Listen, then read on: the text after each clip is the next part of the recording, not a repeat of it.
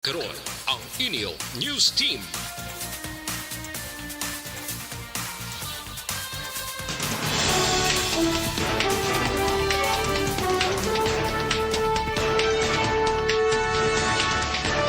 Sa mga pangulong dinalan sa mga balita lokal, mas dako nga pondo sa BCPO ginpromesa ni Bacolod Mayor Benitez. Miyembro ng NPA patay sa enkwentro sa Negros Oriental. Sa balita nasyonal, atrasado nga pagpanagtag sang fuel subsidy sa mga tricycle drivers ginakwestiyon.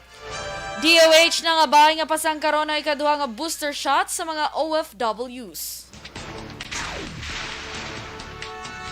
Maayong aga Bacolod, maayong aga bilugabahin sa Western Visayas. Karon nga adlaw Sabado, Hulyo 2, 2022. Ang inyong news team, Aksyon Iden Abos. kag Aksyon Boy Duran. Ang mga balita lokal, pagkarapos lamang sa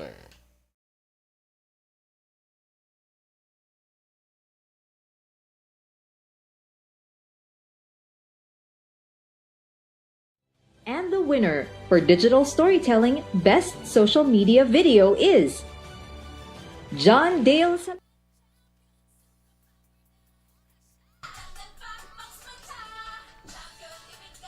Yes, good morning mga ka-Aksyon, and good morning Aksyon Eden. Good morning, Action Boy. And happy Saturday. Yes. Happy weekend. Oo, kadasig sang weekend, no? Yes, so dugay-dugay. Pagapon, weekday pala. Gapon weekday plus. Pero ting Analysis. Kung nakitara kita sa second half of the year. True. Di ba na? Dugay Action Boy, maamo na ganyan, whenever.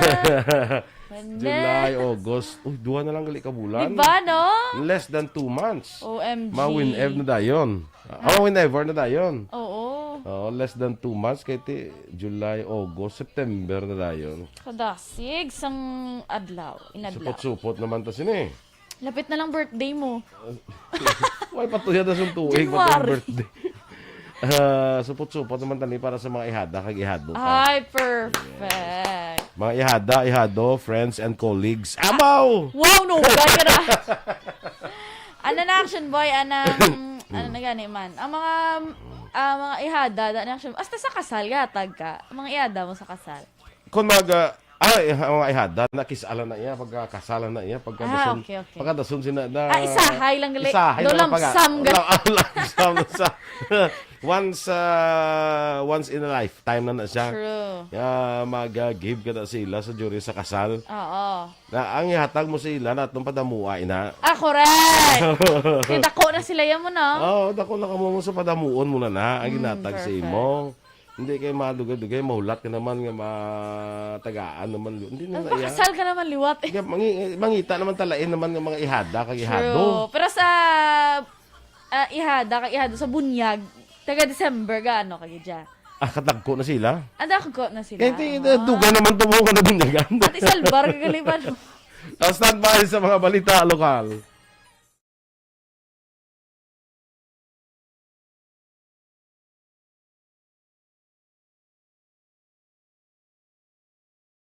And the winner for digital storytelling best social media video is John Dale Salazar. Bacolod. Aksyon Radyo Bacolod. Nurse BHW. Aksyon! Balitang Bayan! Numero 1.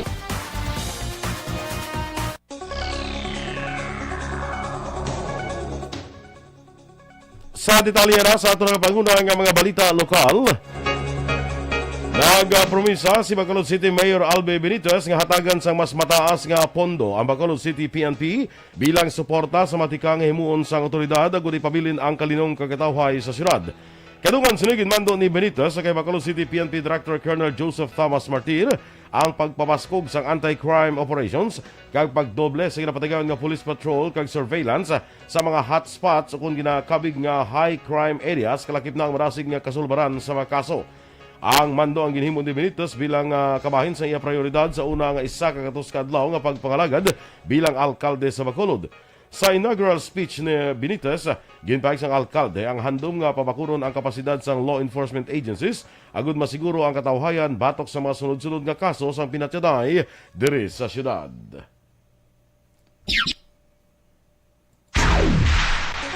Mag-invest naman ang Benitez administration sa pag-install sa state-of-the-art CCTV system kag solar power street lights para sa crime prevention kag crime deterrent sa mga hotspot areas diri sa syudad sa Bacolod. Sunod kay Bacolod City Mayor Albi Benitez, kinahanglan nga maprioridad ini agon mapasiguro ang safety sa publiko ilabi na sa mga call center agents nga 10 oras na sang gabi nagapauli. Magluwas ini tuyo man ni Benitez nga makabulig sa law enforcement agencies paagi sa malapad nga CCTV coverage agon madasig nga masolbar ang krimen. Ginaproseso sa karon sa grupo ni Mayor Albe Benitez ang pag-review sa solid waste management system para masiguro ang husto sa oras nga koleksyon sang basura sa mga pamalay kag commercial establishment para sa kaigong disposal sa landfill nga nahamtang sa Barangay Felisa, siyudad sa Bacolod. Sa iyang inaugural speech, nanawagan si Benitez sa publiko nga hagan-hagaron ang volume ng basura nga nagakadto sa landfill paagi sa pag-segregate sa source kag ginpahayag nga ila na gintalakay kung paano i-convert ang basura agud nga mangin source sa enerhiya. Agud nga ma-encourage sa segregation, ginaduso ni Benitez ang Trash for Cash program nga hindi lamang makahatag solusyon sa problema sa basura kundi makahatag man sang alternatibo nga kuhaan sang income sang publiko. Samtang ginpanumduman ni Benitez ang paghatag proteksyon sa ecological integrity sa syudad nga nag-require sang long-term planning nga mag-ugyon sa ecological kag social justice principles nga gindisenyo sa urban areas. Sunod kay Benitez, importante ang pagpananom sang mas madamo nga puno sang kahoy kag mas madamo nga green spaces kaangay sa mga parks, gardens kag urban farms suman pag-distribute sang development sa tanan nga direksyon. In minimizing the volume of waste that needs to go to the landfill by segregating at source. And one of the proposals that we're looking at, that they will be given the program of Trash for Cash. If they segregate plastics and certain valuable, recyclable products at source, they will be given cash in return. Ang kabahin sa pagpamulong ni inaugural speech ni Mayor Albi Benitez. Pagatutukan naman ni Bacolod City Mayor Albi Benitez sa rehabilitasyon sa barangay kag mga pribado nga dalan bilang pamaagi agud ma-decongest sa mga mayor nga dalan. Ginehemplo ni Benitez ang tuman ka traffic sa Aksyon area sa diin luyag sini nga ma-divert ang traffic sa mga underutilized roads nga pagatagon bilang asenso lanes. Magluwas sini plano man sang alkalde nga magpahamtang sang bike lanes kag tun-an ang pagpasira sa mga dalan sa kada adlaw sa Domingo agud ma-encourage sa community markets kag food fairs nga ginalantaw makapatib-ong sa lokal nga turismo kag masuportahan ang micro, small and medium enterprises. Samtang liwat nga nagpabutyag sa pagkadismaya ang kampo ni Anay Mayor Bing Leonardia angot sa Truth Commission nga gintukod ni Mayor Albi Benitez sa siyudad sa Bacolod.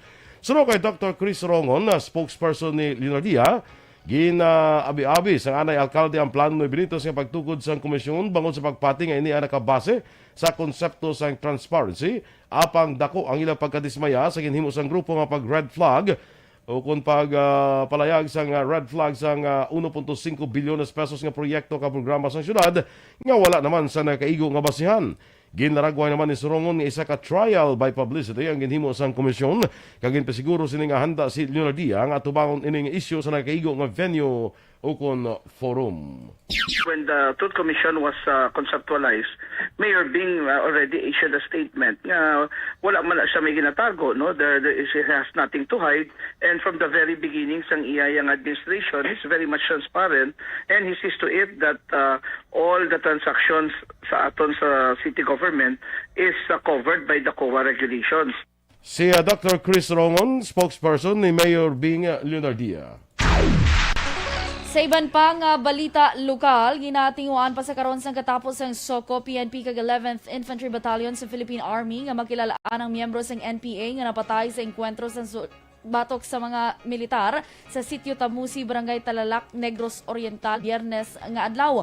Ginpahayag ni Colonel Leonardo Peña, commander sang 302nd Infantry Brigade, nga naglawig sang 8 ka minutos ang pagbinaylohanay sang lupok sa tuwa sang 11th IB kag NPA. Sunod kay Peña, nagbalik ang remnants ng katapo ka NPA para tukuron liwat ang nabungkag na nga gerilla.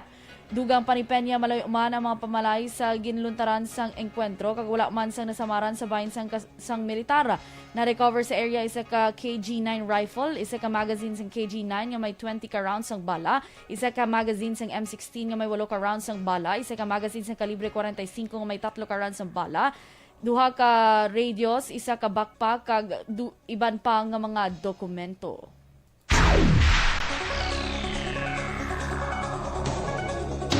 Padayon man ng ginabulong sa Riverside Medical Center ang isa ka 42 anyos nga amay matapos ginlutang mga alas 10:40 ang takna kagabi, Hulyo 1 sang iya tupad balay sa Villa Angeles Subdivision, Barangay Estefania, siyudad sa Bacolod. Ang biktima ginkilala kay Roger Hofelenia, samtang ang suspect ginkilala naman kay Andrew Prudenciano, lunsay nagapuyo sa maman nga lugar.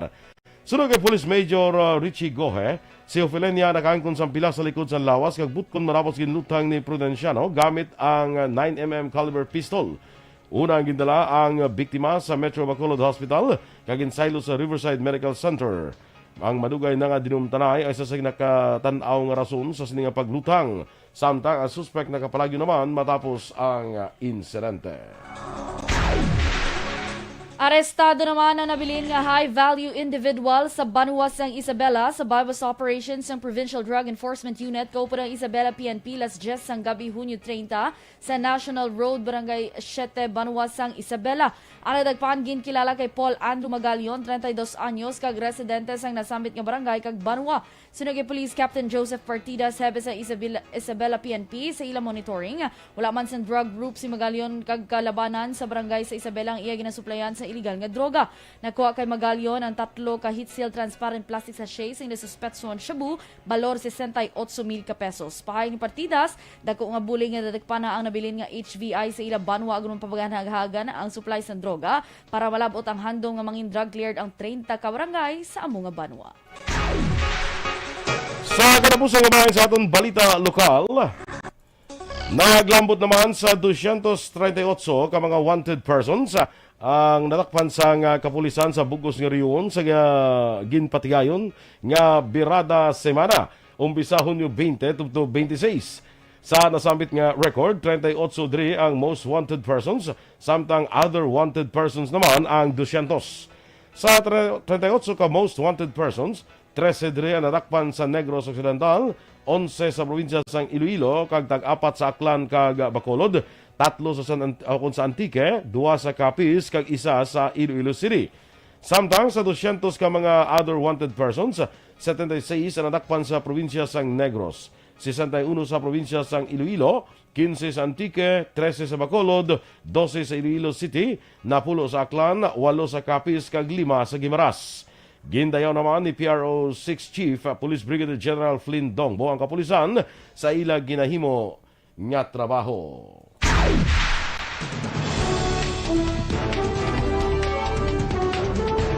Aksyon Radio Philippines Standard Time, 12 minutos na nakaligad sa takna nga las 6.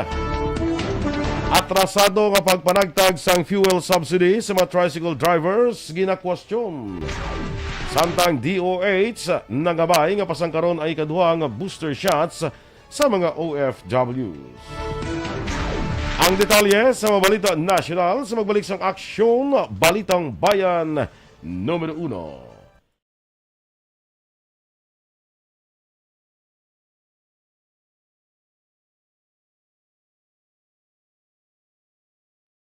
And the winner for digital storytelling best social media video is John Dale Salazar, Bacolod, Aksyon Radio Bacolod, Nurse, BHW, kag iban pa. Magluwas sa mga frontliners nga nagarisgo sang ila kabuhi sa sulod sang hospital. Nagakaangay man nga hatagan naton sa pagkilala ang mga frontliner nga nagatrabaho sa sulod sang isolation facility. Ang mga doktor kag nurse nga nagarisgo man sang ila kabuhi sa pagtatap sa mga symptomatic kag mild COVID cases. Ang mga barangay health workers nga gin-assign sa isolation facility, mga cook nga nagaluto sa mga pagkaon sa mga COVID positive. Ang extraction kag disinfection team sang syudad. Ang mga utility personnel nga nagakuha sang basura sang mga pasyente. Ini ang mga frontliners kad nakitaan ko ang ila sakripisyo. Apisar sang manubo nga sweldo o kon allowance halin sa gobyerno. Ako sa Aksyon Dale, COVID positive sadto. Naka-recover sa masakit bangod sa bulig sang sini nga mga tawo. Madamo gig na salamat sa tanan nga frontliners.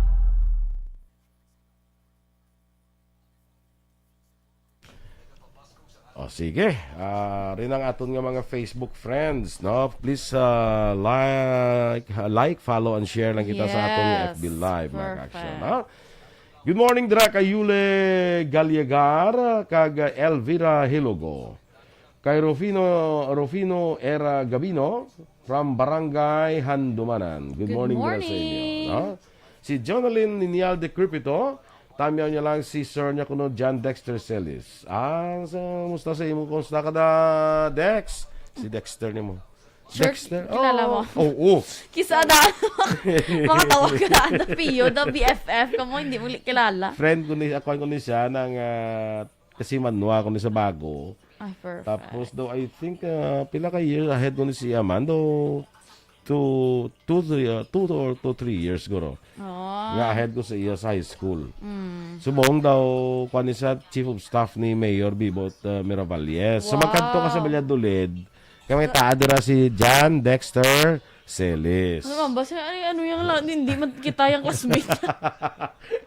Sige lang bala, nato ni haday ako. Gaidog ang connections man. Oo. Kit Macariola, kag Rio Ann Tungkua Macariola, kay Lager Dikilia, Edgar Cepeda.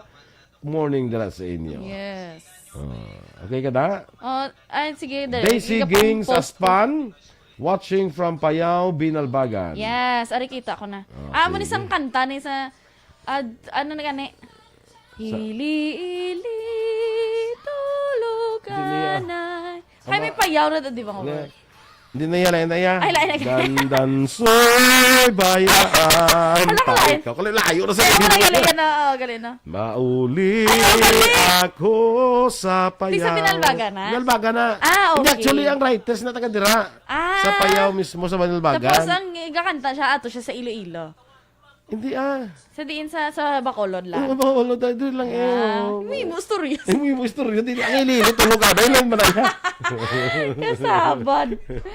Gani, no? Sige, tanay, wala ko na lang yung interrupt. Hi, Philip Isulat. Good morning. Dira sa may Buen Retiro, Talisay City. Stay safe ka na. Salamat. Kay Josette Magwad de los Reyes. Good morning. Sa tanan nga taga Barangay Antipolo, Banawasang Pontevedra. Yes. Good morning. Kay Rosaleo de los Reyes. Good morning, man. Live ko na, good morning sa Hoxon, Kilantang Gonzales from 5th Street, Progreso, Binalbagan. Thanks, kid. Yari na si President Dennis Richard Borbonga. Good morning, mga person ko, no. So, nagligan, mga safat kami. Kay Evelyn na Pamusena, may aga, nagalantaw sila sa Lower Bikutan, Taguig City. Good morning. Dira sa inyo. Magandang umaga po. Lapit sa BGC na, hindi. Ambot Kay Bebby Gregorio Yulo, mayong aga mandira sa imo. Kay Reynard Halandra, good morning. Good morning kuno sa Halandra Urbina kag Bantigue family. Kag good morning man sa taga Purok Progreso dira sa may Barangay Sumak. Kita mo da? Si Suyom Raymond de la China. De la China Senior. Good morning dira sa imo sa Santa Clara Subdivision. Uy, good morning. Miss Jinky de Alagdon sa Phoenix, Arizona. Morning dira sa imo. Kumusta na Miss Jinx? Si Kagawad Ems Aboso is also with us. Yes, good morning Kagawad. Kamusta mga constituents mo sa Recreo? Sa Recreo. May intamyan na ito kapo naman tayo Recreo, di ba? Kamuguro? Kani si Aksyon Donald intamyan ito sa mga taga-Recreo. Ara na da ang ano ganina, ang daw, ito mga ginapang tamyan mo lang mga pod ni third dad. Ano to sa radio to sila later, on air. Okay. Jeff Villasor, good morning ko no kay Noel Amar. Si Ma'am Vanessa Mayo and Dr. Matt Mayo, good morning man. Alma Oligon, Mikey Montilla, Serena Samar Aguilion, Angelica Lapi, kag Christine Manalo. Kag kay Lulet, kag Jody Alagdon dira ha. Kag dira sa David DSB. Kag sa pamilya dira ni Miss Jinky sa DSB. Good morning dira sa inyo tanan, no? DSB ni ARB Nation. ARB Nation. Russell Gomez, good morning man sa imo. Kag si Yvonne Boucher dra sa Germany. Yes. And congratulations sa anak mo na daw nag-graduate. Anak no? ito or ano? Anak ito. Anak ito. Oo. Bongga, no? Football player na, I think. Uy! Sige, Congrats, standby na Ma'am sa mga Yvonne. balita national.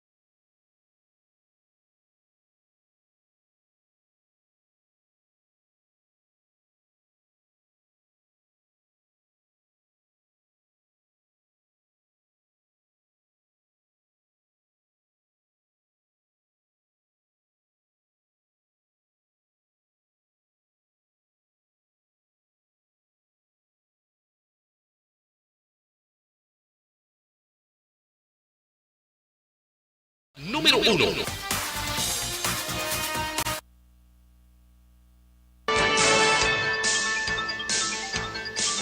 Action Radio Philippine Standard Time, las 6:21.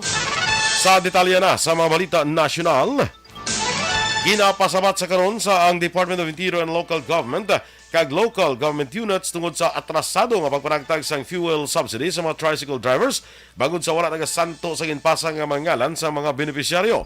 Sunod kay Senator Sherwin Gatchalian, nagpatigayon sang random check ang Land Bank of the Philippines kag nadiskubre nga ang kadamuon sa mga ngalan sang targeted beneficiaries sa ginpasa sang GILG kag LGUs ang wala nagsanto sa mga ngalan sang e-wallet account holders. Duga pa ni Gatchalian nga ini ang rason kung nga ginusisa na sang Land Transportation Franchising and Regulatory Board ang listahan. Palayag sang senador, tub-tub subong wala pa sang nabaton nga financial aid ang mga tricycle drivers, kagin pahayag nga mangin wala sang pulos ang ayuda kung malawig pa antes mahatag sa karon nga padayon na pagsaka sa presyo sang gatong. Ginanunsyo sang vaccine expert panel nga nangabay ang Department of Health sa Food and Drug Administration nga pasangkaron ang ikaduha nga booster shot sa mga seafarers kag overseas Filipino workers. Ginpahayag man ni VEP member Nina Gloriani nga wala pa naaprubahan sa FDA ang pangabay nga bakurahan ng general population sang ikaduha nga booster dose. Una ginaduso ni Vaccine Czar Carlito Galvez Jr. ang pagpasangkad sa ikaduha nga booster dose sa overseas workers kag uniform personnel. Samtang naglaom si Gloriani nga mapasangkad ang ikaduha nga booster dose sa mga individual nga may comorbidities. Nagpromesa naman si President Ferdinand Marcos Jr. nga kayuhon ang kakulangan sang gobyerno sa pagsolusyon sa pandemya kag wala sang may sekreto pag-abot sa isyu sang public health. Nagpromesa naman si Marcos nga hindi liwat makibot ang Pilipinas nga wala sang nakahanda nga kagamitan in kaso liwat may magluntad nga pandemya. Isa si Marcos sa mga unang ratapikan sang COVID-19 sa panahon sang pandemya. Ginpahayag man ni Marcos nga mga nurses sa Pilipinas ang may maayong mas ikasarang sa umparar sa iban sa bugos nga kalibutan kag ginakilala sa iban nga pungsod ang ila sining abilidad apang wala natagan sa importansya sa kaugalingon nga pungsod. Nagpromisa man si Marcos nga maghimo sang pagbago ilabi pa nga kalakip sa iya gabinete ang isa ka ople nga ginatumod mo si Migrant Worker Secretary Susan Toots Ople. Sa iban pa nga balita national, gin-appoint ni President Ferdinand Marcos Jr. bilang bago nga Department of Foreign Affairs Chief si career diplomat Enrique Manalo. Inbusla ni Manalo sa outgoing DFA Chief Teodoro Locsin Jr. kag si Manalo ang nagaserbe sadto bilang acting Foreign Affairs Secretary. Humalin Marso 9 tubtub Mayo 17, 2017 matapos napaslawan si Perfecto Yasay nga makuha ang kompirmasyon sa Bicameral Commission on Appointments bilang DFA Secretary. Gilaragway ni Manalo bilang low-key apang madamo na sa eksperyensya nga diplomat nga nagatutok sa diplomatic crisis, lakip na ang issue sa South China Sea. Ginpahayag naman sa Philippine Statistics Authority nga ang heart diseases o kon balatian sa korason ang nagapanguna sa gyapon sa rason sang kamatayon sa pungsod sa nauna nga 3 ka bulan sang tuig 2022. Mayara 18,601 ka mga nagkalamatay hilin Enero tutob Marso o kung 19.2% sa kabilugan nga 97,042 sa mga period. Ang balatian man sa korason ang nanguna sa rason sa kamatayon sa karapusan sang 2021. Ang cerebrovascular diseases ang nag-apekto naman sa blood flow kag blood vessel sa utok ang nagapangaduha nga may 10,044 ang record nga nagkalamatay. Ikatatlo, amo ang cancer nga mayara sang 8,923 ang record nga nagkalamatay sa unang 3 ka bulan sang 2022. Ang diabetes mellitus naman ay kaapat nga may 6,151 nga death toll, samtang ikalima ang hypertensive diseases nga may 5,642 nga nagkalamatay. Masobra na kung masobra na 800 ka kaso sa dengue na record karon nga tuig sa Bangsamoro Autonomous Region of Muslim Mindanao. Ginpahayag ni Ministry of Health Dr. Amirel Usman karon nga semana naka-record sila sa 40 ka kaso kag may kabug-usan na nga masobra 800 ka mga kaso. Sino kay Usman sa nasambit nga record 18 na napatay sa diin kalabanan sa mga ini mga kabataan nagaedad na 10 ka tuig pay dalom. Dugang pa sa opisyal ang probinsya sa Lanao del Sur ang may pinakadamo nga na record sang kaso sang dengue. Mayara sila sa 568 kag sa sunod ukon sa sulod sa Maguindanao may 169, ginsundan pagid sang Cotabato City nga may masobra 70, 32 sa Basilan kag 20 naman sa Sulu. Dugang ni Usman ilag na pangabaya pumuluyo nga may sintomas ng dengue nga magpakonsulta gilayon sa mga doktor. Aksyon Radio Philippine Standard Time last 6:26. Good morning anay dira kay Ryan Tagamulila. Kay Tia Ating Iriman. Ating. Okay na sa kanong sang Ating. Good. Okay na ko na sang Ating. Kuha na siya ng name of endearment na siya. Actually, yes. Ating. Kung palangga ka Ating na mo. Kung hindi ka palangga, kundi Ati. Nakalain. Andrea Amanda Jaime, morning man. Kakay Dina Roquero Habanya. Shout out lang mo sa Roquero and Habanya family sa Gatuslao, Canduri. Mga ka-aksyon ninyo ipapatiyan natin mga balita diri sa Aksyon, Balitang Bayan, Numero 1. Standby na sa Action Report, second portion. Upod ka-aksyon, Fred Salanga. Balikay kita sa Aksyon Balita Morning Edition.